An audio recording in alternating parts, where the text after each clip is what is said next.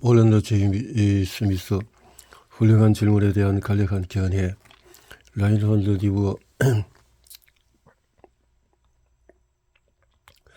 도덕적인 인간과 비도덕적인 사회. 성공한 사람들은 처음부터 거창하고 포괄적인 삶의 계획으로 인생을 시작할까? 아니면 자신의 다른 모습을 보여주려고 부단한 노력의 결과 성공에 이르게 된 것일까? 다시 말해서 벽돌을 하나씩 쌓아 올리듯이 한 작품 한 작품 만들어가며 결국 위대한 인물이 되었을까? 한 명은 재계의 검으로서 다른 한 명은 전직 대통령으로서 미국을 상징하는 두 사람이 이 질문에 약간의 해답을 준다. 가장 상징적인 비즈니스 성공 스토리를 지녔으므로 실의 현대 세계를 이끌었다고 말할 수 있는 몇 안 되는 인물 중에서 하나인 헨리 포드를 생각해보자. 포드의 특별한 통찰력은 뭘까? 포드는 늘 해오던 대로 하면은 간절히 원하는 것을 얻게 될 것이다 라고 말한다. 이 말에 그다지 신비한 것은 없다. 하지만 그러한 확신 뒤에는 훨씬 더 길고 낯선 이야기가 숨어 있다. 우리 대부분은 포드를 그의 유명한 모델 T 자동차를 만들기 위해서 생산 라인에 노동자를 대거 투입한 사람 정도로만 생각한다. 하지만 실용적인 제조 방식의 배후에 깔린 아이디어는 제대로 평가받지 못하고 있다. 다름 아닌 일련의 경험으로 이루어진 인생을 설명하는 완전한 철학 이론이다. 포드는 환생을 믿었던 올랜도 스미스라는 전문가가 20세기에 쓴 책에서 깊은 영향을 받았다. 이 책은 포드가 가장 좋아하는 또 다른 격은 즉 당신이 누구인지가 아니라 당신이 하는 일이 중요하다라는 말을 다른 각도에서 보여준다. 확실히 헨리 포드의 삶은 이 소박하고 수수한 격언을 상징적으로 보여준다. 헨리는 미시간주 그린필드 타운십의 농장에서 태어났다. 부모는 가난한 이민자로 부유하지도 인맥이 넓지도 않았다.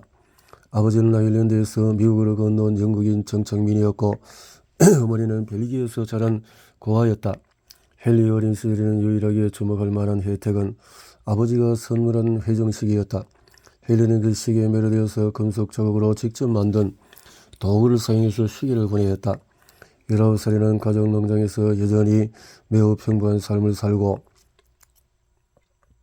제조소에서 일하며 웨스팅하우스 휴대용 증기기관을 다루었다. 결국 만성 난독증, 실독증 증상을 앓았다. 하지만 20년 뒤인 1903년에 포드는 자신의 이전과는 다른 모습을 보여주었다. 자본금을 $28,000로 세운 포드 모터 컴퍼니의 수석 엔지니어로서 미래에 도약하려고 했다. 나는 $28,000가 이미 꽤 큰 금액이라고 생각하지만 오늘의 가격으로 환산하면 그 가치가 100배 이상 되는 엄청난 액수다. $300만 쯤이라고 해두자. 사실 이 농부의 아들들이 겉으로 보이는 가장 큰 변화는 100만 장자가 되어서 세계에서 가장 큰 재산을 모은 것이었다.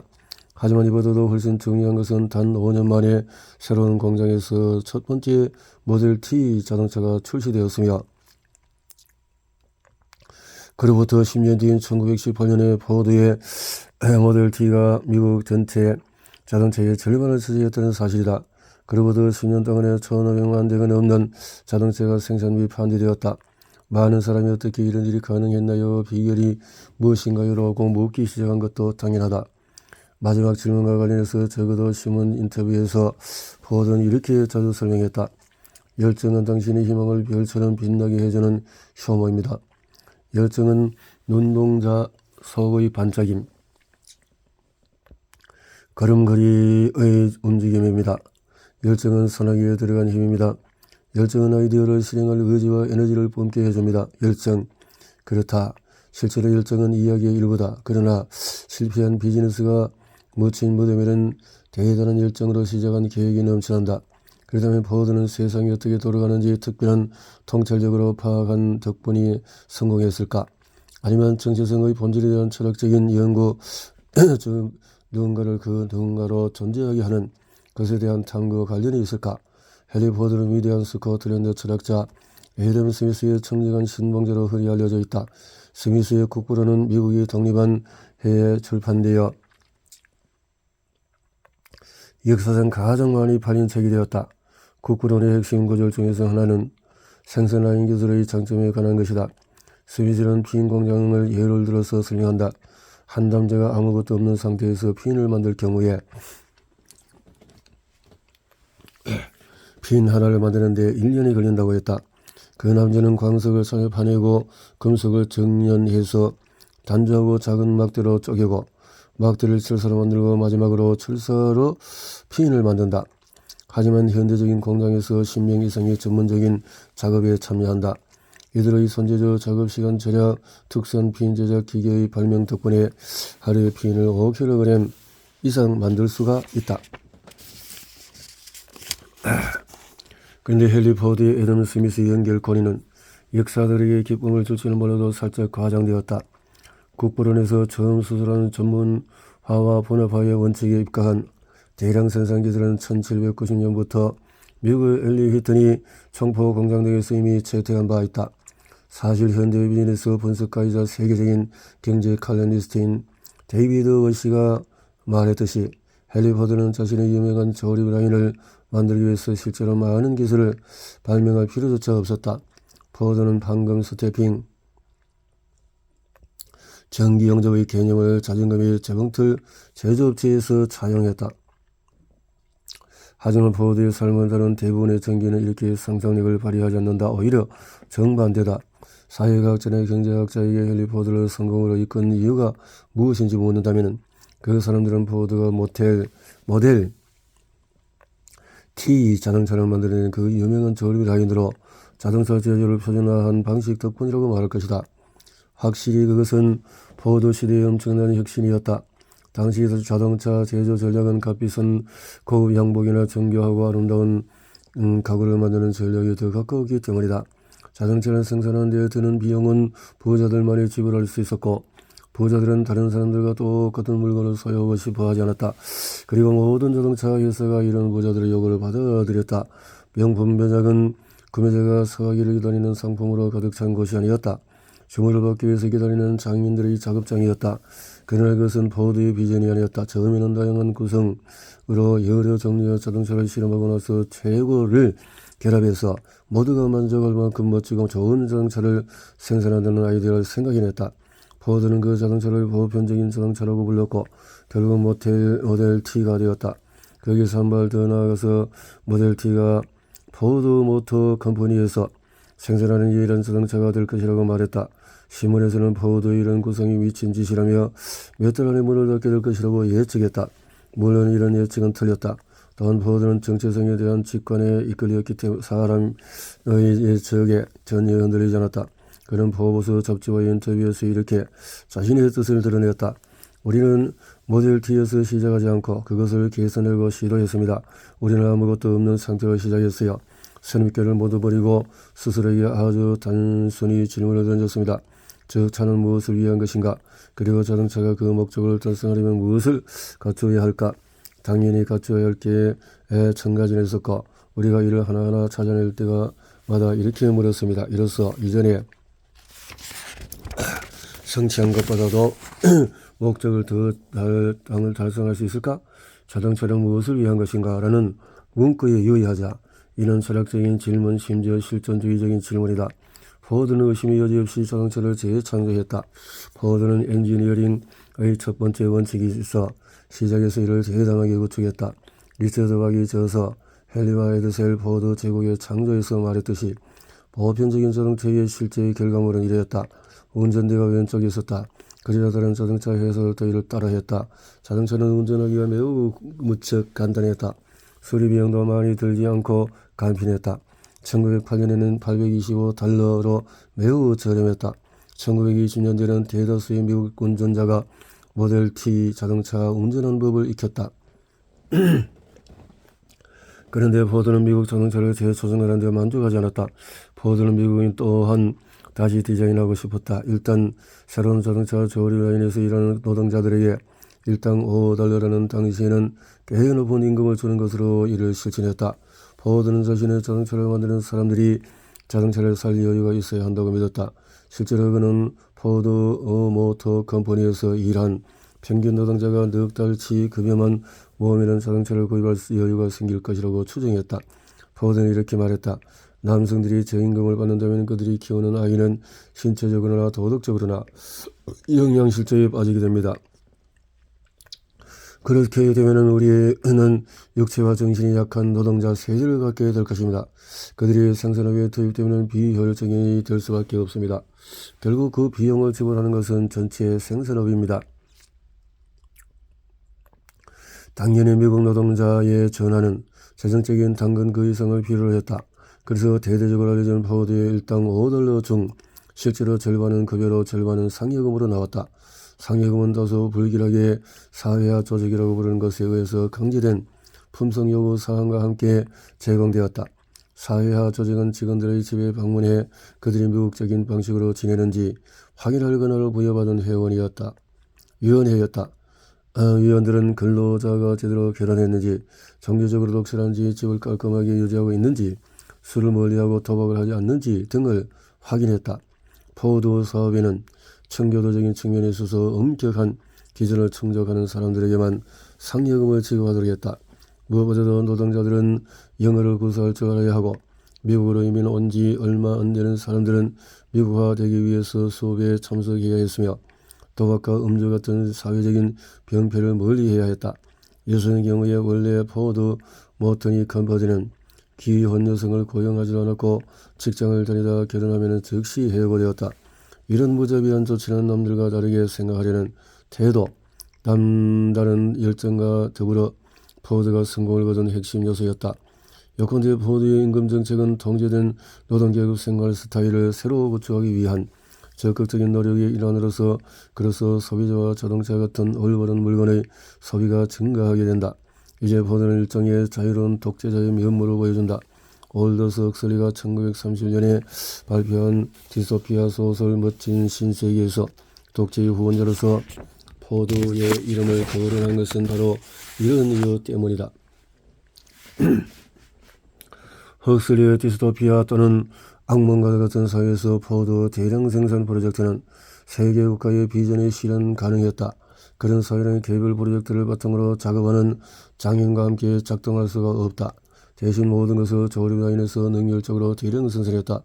인간조차도 공장의 액체 컨테이너에서 대량 생산되고 시민들은 모두 유전 공학을 통해서 만들어지고 미리 정해진 역할을 맡기 위해서 부화되었다. 헉슬리는 자신의 책에서 포드를 영혼없는 공동체의 상징으로 만든다.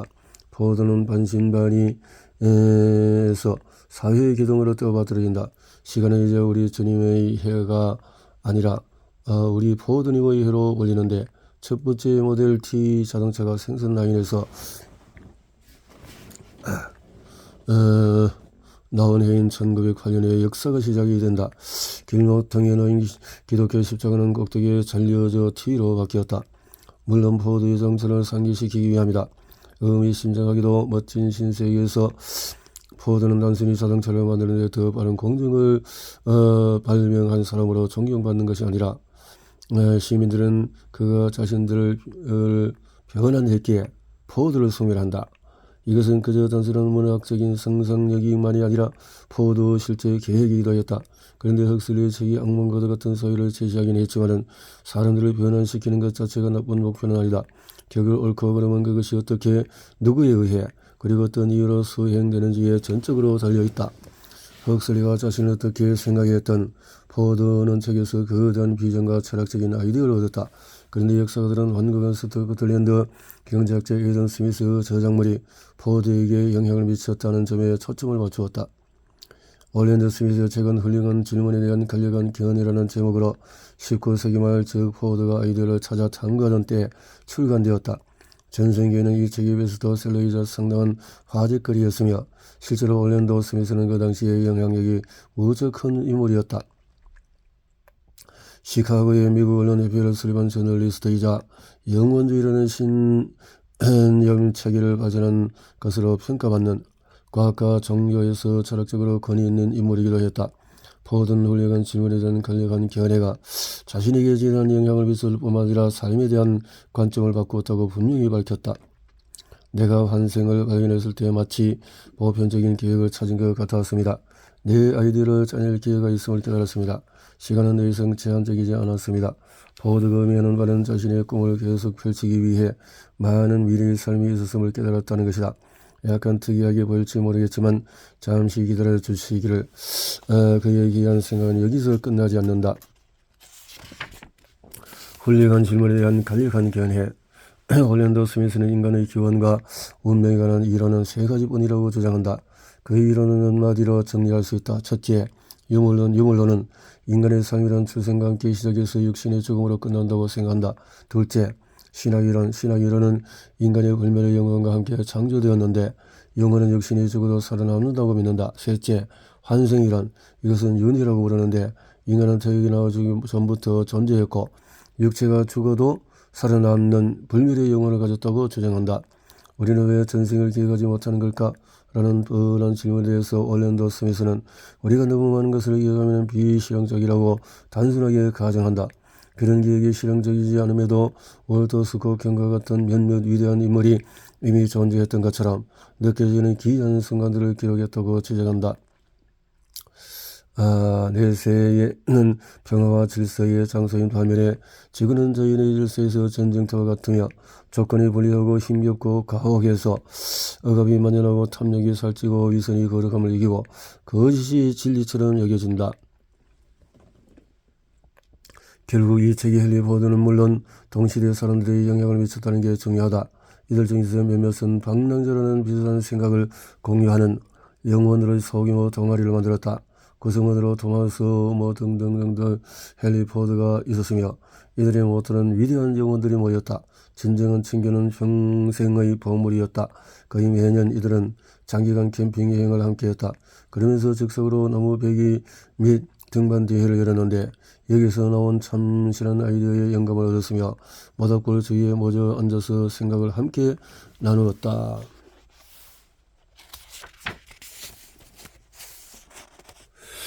(1928년) 이번에는 독일계 미국인 저널리스트 조지 실베스터 비어레과의 인터뷰에서 어딘가에서 마스터 마인드가 우리에게 뇌파 메시지를 보냅니다. 위대한 영혼이 있습니다. 나는 내 의지로 아무것도 하지 않았습니다. 사실 포드는 수많은 경제학 교과서에서 나오는 영혼 없는 기술을 관료하는 거리가 먼 일종의 그루였다. 포드 씨는 우주 엔지니어가 이 행성에 사는 20억 명 정도의 인간을 알맞은 일자리에 배치하여서 각자 특별한 것을 경험으로 배우도록 했다고 믿었을 뿐만 아니라 이 견해는 훌륭한 질문에 대한 간략한 견해로 거슬러 올라갈 수 있다. 그것은 도덕의 실천과 개인, 사회, 국가, 민족들 사이의 문제에서 옳고 그름의 정확한 정의를 연구하는 데 강력한 자극이 되었다. 하나의 철학으로서는 나쁘지 않다. 그리고 올랜도는 포드가 즉각 인정할 만한 말을 덧붙였다. 그것은 도덕적인 책임이라는 고귀한 교리를 강화하고 보강한다. 올랜도의 책은 내가 이미 말했듯이 한때 유행했다가 이내 사라졌다. 하지만 포드에게는 꾸준히 영향을 미쳤다. 포드에게 환생 이론은 자신의 대량 생산 아이디어에 완벽하게 개념적으로 일치했다. 왜냐하면 환생 이론은 인간이 일종의 로봇으로서 다시 태어난 영혼은 위대한 엔지니어에 의해 자격을 갖추었다고 암시하기 때문이다. 포드는 인생이라는 경험을 쌓는 과정이라고 거듭 주장했다. 그는 공장 노동자가 단조로운 일상을 반복하지 않고 농업 노동자가 조립 라인 노동자로 변하면서 중요한 기술을 새롭게 배운다고 믿었다. 포드는 자신의 조립 라인이 지루하다는 주장을 항상 강력하게 거부했다. 어떤 인터뷰 기자가 무심코 제기한 이런 비판에 포드는 몹시 화가 났다. 도대체 당신은 본인이 무슨 목적으로 이 땅에 산다고 생각합니까? 당신이 왜 여기 있는지 아십니까? 그러고는 스스로 자기 질문에 답했다. 살아있는 모든 사람이 왜 여기 있는지 이유를 알려드릴게요. 바로 경험을 얻기 위해서입니다. 마찬가지로 1928년 나는 26살 때 윤회의를 받아들였습니다. 종교는 아무런 요점도 제공하지 않았습니다. 일조차 완전한 만족을 줄 수가 없었습니다.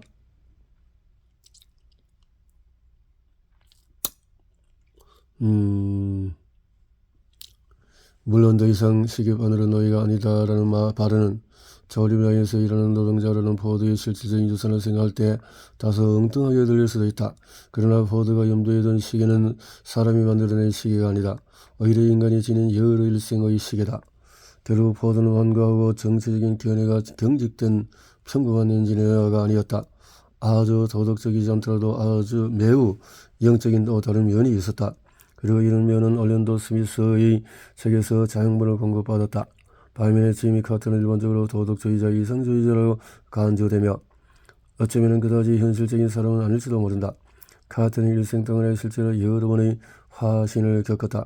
이런 해서 과거에도 그랬고 오늘날에도 여러 면에서 참으로 이해하기 어려운 인물로 남아있다. 어쨌든 땅콩 사건이 어떻게 미국 대통령의 자리까지 올랐을까? 전기작가인 케네스 모리스는 지미 카터, 미국 도덕주의자에서 카터가 조지아주 병원에서 자라온 과정을 조사하며 그에 대해서 꽤 많은 것을 알아냈다. 카터는 브레인스 근처의 작은 마을 아처리 공동체에서 자랐다. 아버지 제임스 카터는 부유한 농부이자 사업가였다. 모리스는 젊은 지미 카터에 관해서 많은 이야기를 들려주지는 않는다. 하지만 카터는 자신이 언제나 일렬한 독서광이었음을 여러 차례 밝혔다. 카터가 12살 때 줄리아 콜먼 교장 선생님이 고전 읽으라고 권했다. 어느 날 교장 선생님이 카터를 서지로 불러서 이렇게 말했다. 지미, 이제 네가 전쟁과 평화를 읽을 때가 된 것 같구나. 전쟁과 평화는 19세기 초 나폴레옹의 러시아 침공을 소재로 러시아 지식인이 쓴 꽤 무거운 1500페이지에 달하는 책으로 시대를 초월한 고전이다. 그리고 무엇보다도 넬슨 만델레가 남아공화국에서의 감옥에 수감되었을 때 거대한 영감을 주었던 책으로 널리 알려져 있다. 하지만 당시 카터는 이 책에 대해서 아무것도 알지 못했다. 오히려 카우보이와 인디언에 관한 책이라니 생각하고 안심했다고 한다. 카터는 교장 선생님이 시킨 대로 성실하게 도서관에 가서 그 책을 찾아보고는 그게 톨스토이가 쓴 진짜 역사라는 사실을 알게 되었다. 하지만 이내 그 책이 사람들에 대한 이야기라는 것을 깨달았다. 예를 들어서 나폴레옹은 지금껏 한 번도 피한 적이 없었기에 이 전쟁에서도 반드시 승리하리라 확신했지만 러시아 겨울의 역독함과 농민들의 토지에 대한 애착을 과소평가했기에 다음해 봄에 엄청난 패배를 맛보며 퇴각하게 되었다. 바로 여기서 진정으로 카터는 이 이야기를 자기 나름대로 해석하고 아이디어를 얻었다. 가정에 대한 역사적인 사건조차도 평범한 일반 서민의 지혜와 용기, 헌신과 분별력, 이타심, 연민, 또 사랑과 이상주의가 결합되어서 통제된다. 실제로 톨스토이 또한 이 책의 후기에서 자신이 나폴레옹, 러시아 차르, 심지어 장군들의 초점을 맞추지 않고 오히려 학생 주부, 이발사, 농부 및 병사에 대해서 썼다고 분명히 밝혔다. 카터의 생각은 다음과 같다. 차르가 다스리는 러시아, 황제가 다스리는 프랑스에서 서민들의 역사를 결정하는 게 진실이라면 우리도 정부가 지금 무엇이고 앞으로 무엇이 해야 하는지를 직접 결정하도록 책임을 부과하는 헌법을 진실로 갖출 수 있지 않을까? 카터 가족을 살펴보면 그의 심리를 쉽게 읽을 수 있다. 카터의 아버지 어른 열광적인 인종분리자였던 조지아 주지사 허먼 탈마지를 적극적으로 지지했다. 이 일로 지미는 아버지와의 갈등을 빚었다. 어른 아프리카계 미국인으로서 개인적으로 친절했으며 소작농들에게는 좋은 토지 소유자였지만은 그 시대의 대다수 남부 사람들과 마찬가지로 분리주의를 옹호했다. 어른 아프리카계 미국인들이 백인과 경제적인 또는 정치적인 평등을 공유해야 한다는 의견에 결코 동의하지 않았다. 하지만 지민이 이것이 잘못된 생각이라고 확신했다. 카터의 전기작가 모리스에 따르면 그 결과 지민은 아버지를 그다지 좋아하지 않게 되었다. 지미의 유일한 해결책은 1943년 고향을 떠나 미 해군 사관학교에 들어가는 것이었다. 그렇게 함으로써 자신이 결코 만족시켜줄 수 없는 아버지의 영향력에서 벗어나 새로운 인생을 시작하기를 바랐다. 모리스는 카터와 함께 복무한 많은 선언과 이야기를 나눴는데 카터가 잠수함에서 거의 혼자 지내는 외톨이였다는 말 외에 별로 들은 게 없다. 그런데 1953년에 아버지가 암으로 사망하자 장남 카터는 즉각 고향으로 들어가서 아버지의 기업을 이어받아 땅콩 농부로서의 새로운 모습을 보여주었다. 카터가 스스로 말했듯이 이런 제 탄생은 어느 정도까지는 성공적이었다. 하지만은 알고 보니 남동생 빌리가 실제로 더 나은 사업가였다. 그래서 1962년에 카터는 다시 자신의 역할을 바꾸어 공직에 도전하기로 결정했다. 이번 목표는 조지아주 상원 의원이었다. 처음에는 성공과 거리가 멀었다. 첫 번째 주 상원 의원 선거에서는 패배했다. 그러나 다행스럽게도 부정선거로 인해서 결과가 무효로 처리되었다. 카트는 곧 자신감을 되찾았고 자신의 새로운 역할에서 교육을 강조했다. 주 상원으로 일하며 4년 동안에 자신이 투표한 모든 법안을 꼼꼼하게 다 읽겠다고 약속했다. 이런 노력은 자신이 로비스트들의 제안에 휘둘리는 허수아비 정치인이 아님을 보여주려는 행동이었다. 카트는 약속을 분명하게 지켰고 그 때문에 회기 동안에는 꽤 늦게까지 잠을 자지 않고 깨어 있어야 했다. 카트가 학교에 다닐 때 수십 건의 고전을 읽었다는 사실을 떠올려 보자. 1966년 카트는 하원은 출마를 저지라고 했었다. 순조롭게 잘 진행하다가 마지막 순간에 조지아 주지사에 출마하기로 마음을 바꿨다. 하지만 성공하지 못하고 더군다나 민주당 예비선거표를 분열시킴으로써 결국 레스터 매독스가 승리를 거머쥐게 했다. 레스터 매독스는 인종차별주의자로 자신의 식당에 흑인이 출입할 수 없게 했을 뿐만 아니라 때로는 덕결이 들어서 잠재적인 흑인 공연을 쫓아내는 사람이었다. 이 좌절 이후에 카트는 또다시 새롭게 태어났다. 시간이 남아돌았기에 책으로 들어와서 특히 저명한 철학자와 신학자들의 작품을 읽기 시작했고 곧 미국의 목사이자 윤리학자 라이놀드 니버의 책에 푹 빠져들었다. 동료 민주당원 빌 컨터가 카트에게 라이놀드 니버의 정치학을 빌려줬는데 니버의 저서울에서 발췌한 내용을 모아놓은 이 책은 카트에게 즉각 커다란 인상을 남겼다. 그 영향은 카트 자신의 많은 저작과 연설, 특히 1974년 조지아 법의 날 연설에서 분명하게 확인될 수 있었다. 제일 많은 세상에서 정의를 확립하는 것은 정치의 슬픈 의무다. 실제로 정기작가 케네스 모리스는 카트가 니버의 많은 부분을 잘못 해석했으며 자기 자신의 보험주의 전통에서 비롯하는 감정과 부합하는 비관론적인 결론을 찾기 위해 니버 책을 뒤졌다고 주장했다. 다른 한편 니버가 연민을 강조함으로써 카트의 사회윤리 의식을 강화했다고도 한다. 니버는 정치인들이 정부가 규칙을 준수하도록 보장할 뿐만 아니라 상황에 따라서 규칙을 변경할 준비가 되어 있어야 한다고 주장했다. 카트는 1974년 조지아 법대생들에게 한 연설에서 자신이 왜 니버의 의견에 동의하는지 간단한 예를 들어서 나는 2년 동안에 주지사 저택에서 아주 훌륭한 요리사의 봉사를 누렸다. 그 요리사는 여자 제수였어요. 그런데 어느 날 그는 2년 동안의 소심함을 극복하고 내게 와서 이렇게 말했습니다. 주지사님, 당신에게 250달러를 빌리고 싶습니다. 내가 물었죠. 제수인 당신이 무엇 때문에 250달러가 필요합니까? 변호사 비용도 그 정도는 아닐 것 같군요. 그러자 그 여자가 말했어요. 저는 변호사를 고용하는 게 아닙니다. 판사에게 돈을 지불하고 싶을 뿐입니다. 나는 그 말이 우스꽝스럽다고 생각했어요. 그 여자가 무지하다고 느꼈습니다. 하지만 알고 보니 그런 게 아니었습니다. 그 여자는 여전히 근무 중인 주의 상급 법원 판사에게서 7년형을 살거나 750달러를 내라는 선고를 받았습니다. 그 여자는 감옥 생활 초기에 마침내 500달러를 모았습니다. 5년 동안에 감옥에서는 내 나머지 250달러를 모을 수가 없었던 거예요. 나는 그 여자에게 돈을 빌려주지 않았지만 법률비서에게 조사해보도록 했어요. 사실이라는 것을 알게 되었죠. 그리고 그 여자는 곧 풀려났습니다.